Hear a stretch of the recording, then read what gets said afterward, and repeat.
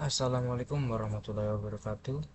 Perkenalkan, nama saya Satria Bagus Alpasya, mahasiswa Prodi Sistem Informasi dari Universitas Terbuka Surabaya.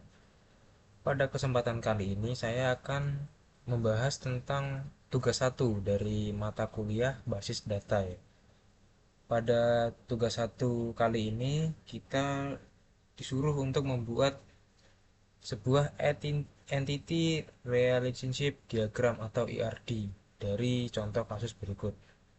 Untuk membuat ERD ini saya menggunakan software YED yang versi live atau versi websitenya ya, karena lebih mudah untuk digunakan.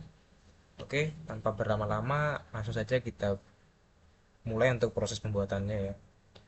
Pertama-tama kita coba baca dulu untuk contoh kasusnya. Pada sebuah perguruan tinggi, mahasiswa akan mengambil mata kuliah yang ditawarkan. Setiap mahasiswa dapat mengambil minimal satu mata kuliah, namun dapat mengambil beberapa mata kuliah dalam satu semester. Setiap mata kuliah hanya bisa diajar oleh satu orang dosen, dan setiap dosen dapat mengampu atau mengajar minimal satu mata kuliah. Oke, pertama-tama yang harus kita lakukan adalah mengidentifikasi entity yang terdapat pada kasus berikut. Jika saya baca di sini itu terdapat tiga entity ya. Pertama itu ada mahasiswa, kedua mata kuliah, dan ketiga itu dosen. Oke, langsung saja kita tambahkan untuk entity-nya menggunakan langsung ke YED-nya. Kita masuk ke menu palette dan kita cari tab entity relationship ini ya. Kemudian kita tambahkan untuk simbol entity ini ya. Pertama, tambahkan untuk mahasiswa.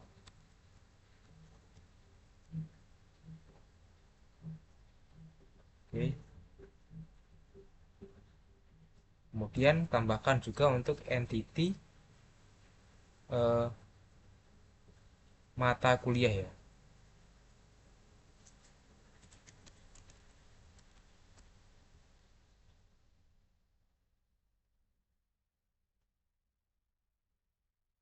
Oke, kemudian kita tambahkan juga untuk entity dosennya.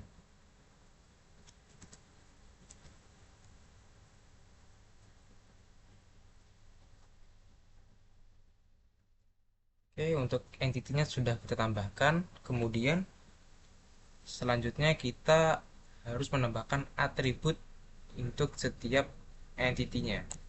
Contohnya pada entity mahasiswa ini kita ketahui bahwa setiap mahasiswa itu memiliki yang namanya name, dan juga pastinya setiap mahasiswa itu punya nama ya. Oke, kita tambahkan, kita menggunakan simbol atribut ini. Oke, kita ke bawah. Kasih atribut name ya.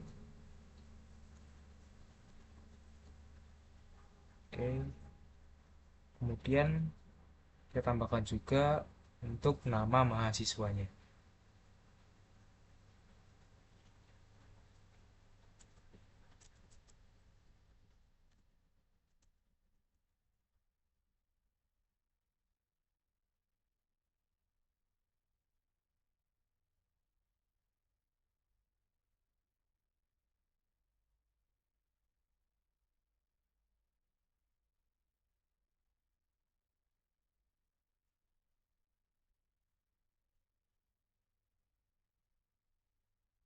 Oke, kemudian untuk entity mata kuliah kita tambahkan juga untuk atributnya.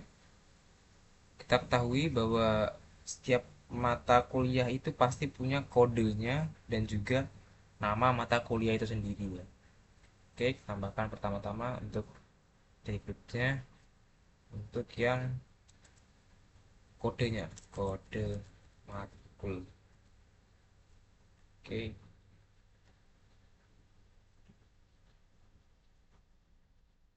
kemudian tambahkan juga atribut untuk nama mata kuliahnya.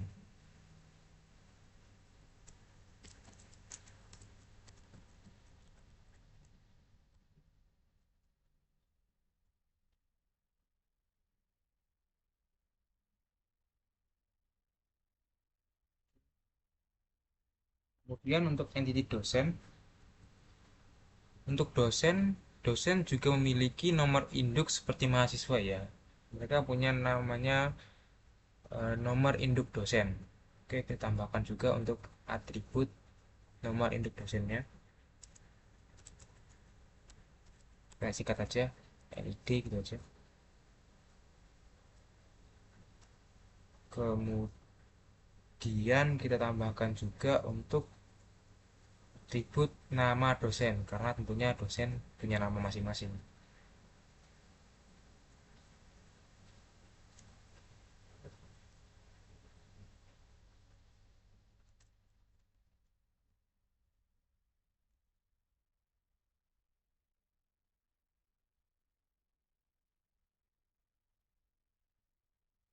Oke, sekarang setiap entity sudah punya atributnya masing-masing.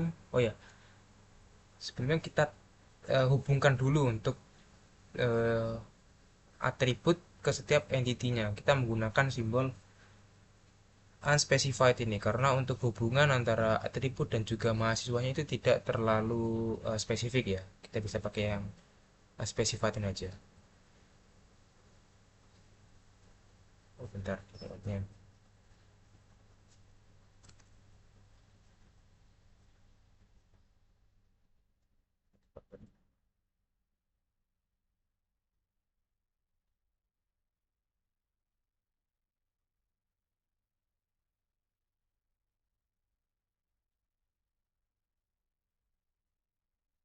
Sebentar. Pilotnya ada yang salah.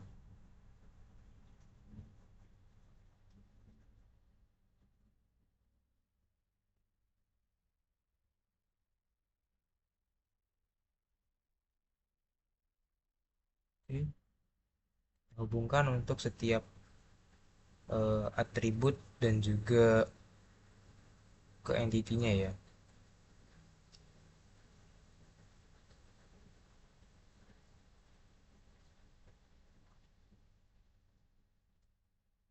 Oke. Sekarang untuk atribut ke entity-nya semuanya sudah terhubung. Kemudian selanjutnya kita bisa mencari hubungan antar tiap-tiap entity-nya ya. Pertama-tama kita cari dulu untuk hubungan antar entity mahasiswa dan mata kuliah. Kita coba lihat di contoh kasusnya.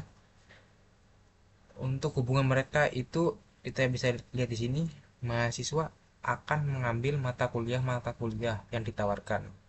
Setiap mata kuliah dapat mengambil minimal satu mata kuliah, namun dapat mengambil beberapa mata kuliah dalam satu semester. Oke, hubungan mereka berarti adalah mahasiswa mengambil eh, mata kuliah ya. Nah, untuk mahasiswa bisa mengambil mata kuliah, mahasiswa memerlukan yang namanya registrasi mata kuliah terlebih dahulu. Berarti untuk hubungan antara mahasiswa dengan mata kuliah adalah meregistrasi ya. Oke, kita tambahkan untuk hubungannya, kita bisa menggunakan simbol ini, simbol relationship atau relasi ya. Tambahkan, kita beri nama, namanya meregistrasi gitu ya.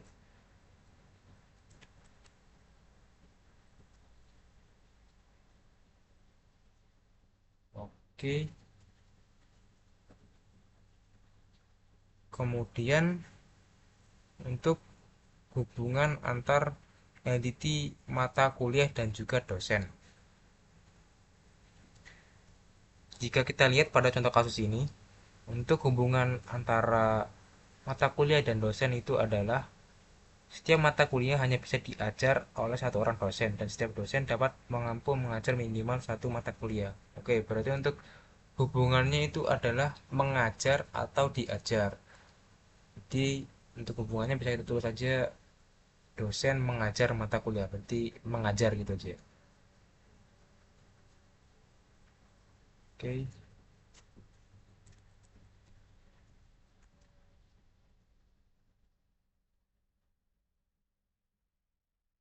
Oke. Kemudian bisa kita hubungkan juga untuk tiap-tiap entity-nya dengan relasinya.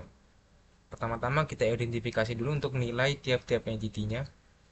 Kita masuk dulu untuk entity mahasiswa.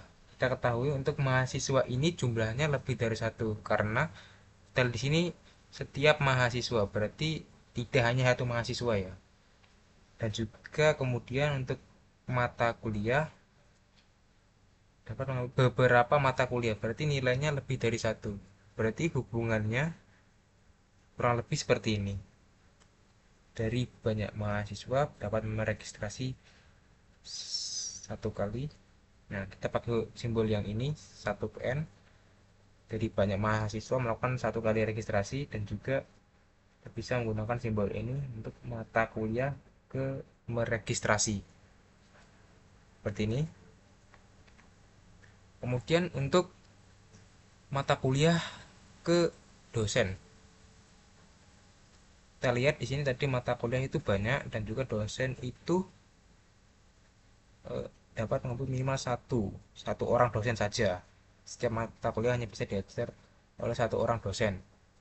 Oke, berarti untuk dosennya ini satu mengajar satu mata kuliah.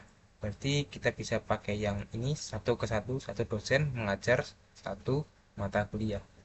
Pakai yang ini. Kemudian dari mata kuliah ke mengajar kita bisa menggunakan yang ini ya.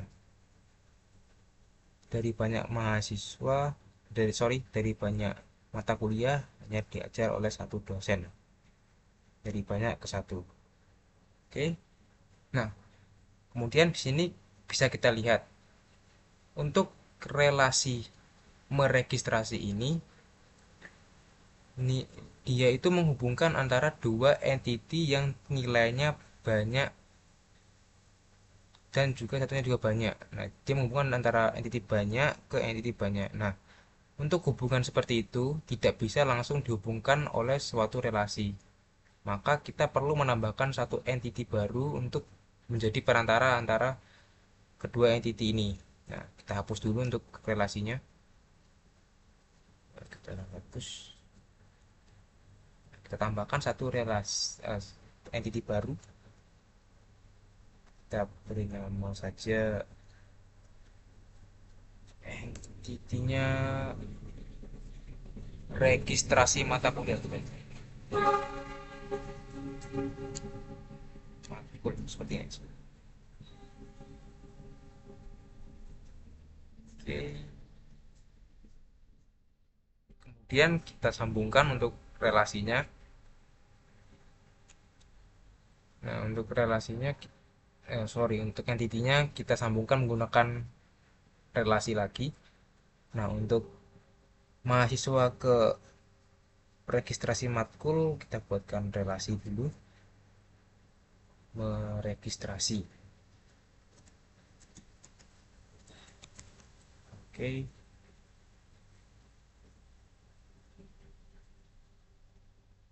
Nah, kita bisa menghubungkan jadi kurang lebih seperti ini.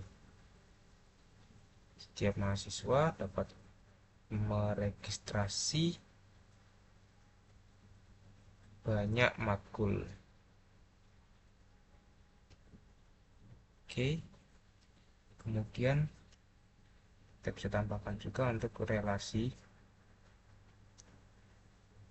dari registrasi mata kuliah ke mata kuliahnya.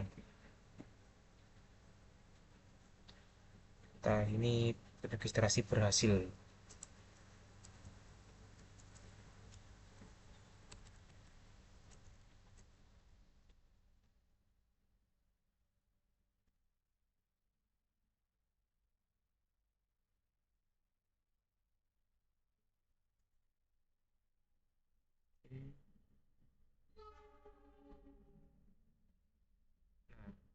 Kita bisa, oh sebentar, saya lupa, untuk entity ini memerlukan primary key atau kode unik dari tiap-tiap entity yang terhubung ke dia. Nah, jika kita lihat untuk primary key atau kode unik itu di sini ada NIM dan juga kode matkul. Nah, kita bisa tambahkan untuk menjadi atributnya entity registrasi matkul ini ya. Coba kita salin aja untuk mempercepat. Ke ini seperti ini. Untuk relasinya kurang lebih sama seperti entity-entity lain dengan atributnya kita pakai unspecified ya.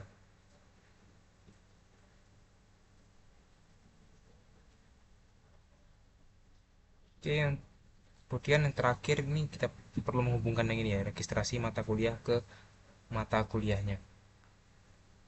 Dari ini bisa seperti ini saja. Kemudian dari ini kita pakai yang ini aja. Dari satu ke satu aja. Oke, kurang lebih jadinya seperti ini ya untuk diagramnya. Dari contoh kasus pada tugas satu matkul basis data ini. Oke, kurang lebih seperti ini untuk tugas satu dari saya. Saya akhiri untuk kesempatan kali ini. Mohon maaf jika terdapat kesalahan. Saya akhiri. Assalamualaikum warahmatullahi wabarakatuh.